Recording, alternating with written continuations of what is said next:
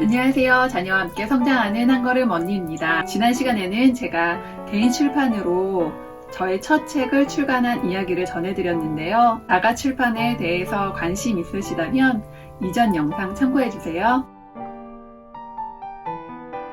많은 분들께서 출간 소식을 듣고 축하해주셨는데요. 진심으로 감사드립니다.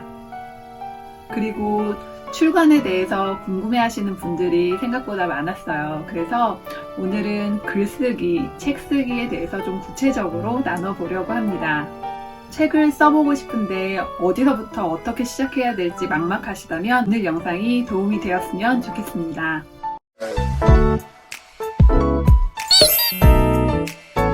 글쓰기의 첫 번째 단계는 주제 선정입니다. 어떤 이야기를 좀 나누고 싶은지 구체화하시는 것이 중요해요. 이 주제 선정 과정에는 자료 조사와 시장 조사가 포함되어 있습니다. 어떤 주제에 대해서 나누고 싶은 이야기가 책으로는 어떻게 나와 있는지 살펴보시면 도움이 되실 거예요. 저의 경우를 좀 예로 들자면 저는 엄마표 교육에 관한 책을 썼잖아요. 그래서 엄마표라는 키워드로 검색을 많이 해봤어요. 대부분 엄마표 영어에 대한 자료가 많았고요. 또 엄마표 놀이, 또 엄마표 미술 이런 식으로 세분화되어 있는 책들이 많이 나와 있더라고요. 이 시장조사와 자료조사를 통해서 현재 많은 분들께서 어떠한 주제에 관심이 있는지, 그리고 나의 경험이 어떻게 책으로 준비되면 좋을지에 대해서 좀 구체화되는 데 도움이 되었어요. 제가 쓰고 싶은 주제에 대해서 여러 가지 컨텐츠들을 보면서 저만의 차별성에 대해서도 좀 생각해 볼 수 있는 것 같아요. 아이의 성장에 맞는 발달 가업에 제가 어떻게 도움을 주었는지에 대해서 로드맵처럼 이렇게 보여드리고 싶었어요. 저의 방법이 베스트라고 말씀을 드릴 수는 없지만 저는 이러한 마음으로 이러한 방법으로 자녀를 양육해왔고 지금도 양육하고 있습니다. 여러분들의 자녀 양육에 좀 도움이 되었으면 좋겠습니다. 이런 마음으로 글을 쓰기 시작했죠. 그래서 주제 선정과 자료조사, 시장조사는 같이 이제 이루어지는 것이 저는 좋다고 생각을 해요. 그리고 두 번째, 목차 선정입니다. 목차를 선정하는 것도 굉장히 중요하죠. 저희가 책을 선택할 때 제목과 목차를 중심으로 이렇게 보잖아요. 책의 뼈대가 되기 때문에 목차 선정에 굉장히 저도 신경을 많이 썼습니다. 대표 주제를 구체적으로 어떻게 설명할 수 있는지 좀 정리해 보시는 것이 좋습니다. 이때 활용하시면 좋은 프로그램이 R마인드인데요. 컴퓨터 작업이 아직 좀 어려우시다면 지전에 제가 올렸던 마인드맵을 활용하시는 것도 좋습니다.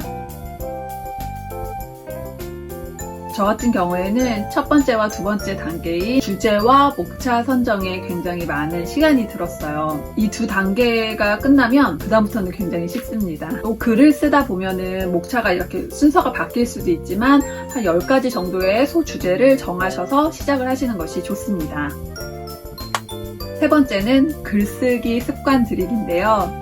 소주제인 목차가 정해졌다면 매일 하루에 30분에서 1시간 정도 꾸준히 글쓰기를 하시는 것이 좋아요. 저의 첫 번째 목표는 사실 컴퓨터로 글 쓰는 습관을 들이는 것이었어요. 분량으로 목표를 잡으셔도 좋고 시간으로 목표를 잡으셔도 좋은데 저는 시간으로 목표를 잡았습니다. 분량으로 잡으면 생각이 안 나는데도 계속 억지로 붙잡고 있게 되거나 분량이 쭉 넘어가면 이제 며칠 동안 다 해놨어 해서 마음이 풀어지기도 하더라고요. 그래서 꾸준히 글 쓰는 습관을 들이는 것이 필요한데 한글이나 워드를 켜셔서 쓰시면 됩니다.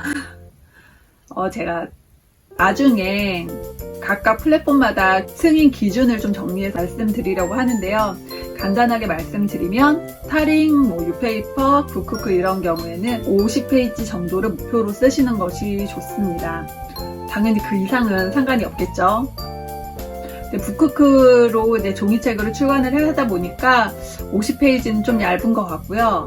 한 100페이지 정도 쓰시면 좋을 것 같아요. 그런데 처음부터 100페이지라고 하면 굉장히 어렵기 때문에 조금 간단하게 노하우 정도 나누고 싶다 하면 크몽에서 20페이지 정도 써보시고 유페이퍼로 일반 서점에서 출간을 해보고 싶다 하시면 한 50페이지 정도를 목표로 쓰시면 될 것 같습니다.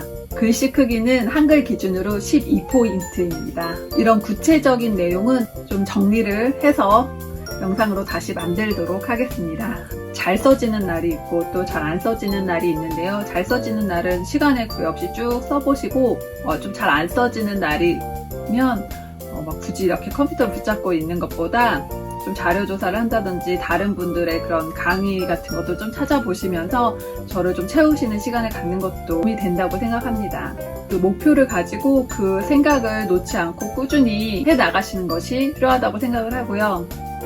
후반 작업에 대해서도 오늘 나누려고 했는데 좀 영상이 길어질 것 같아서 다음 시간에 같이 나눠보도록 하겠습니다. 긴 영상 시청해주셔서 감사하고 자신의 이야기를 책으로 출간하는 그 멋진 걸음에 앞으로도 동행하며 응원하겠습니다. 감사합니다.